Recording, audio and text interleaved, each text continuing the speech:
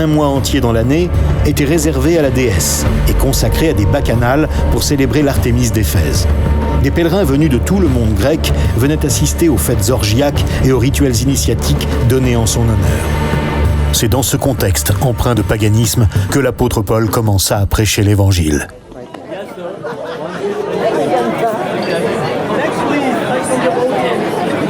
Aujourd'hui, ce ne sont plus les pèlerins du culte d'Artémis qui envahissent la ville, mais bien les touristes qui se rendent sur ce site par milliers tous les jours. C'est en me frayant un chemin parmi eux que je me rends compte de l'opportunité qu'avait Paul. Il a su utiliser le temple d'Artémis à son avantage. Il prêchait l'évangile aux pèlerins venus de tout l'Empire lors de fêtes données en l'honneur de la déesse Artémis. Juifs et païens se convertissaient ainsi peu à peu au christianisme.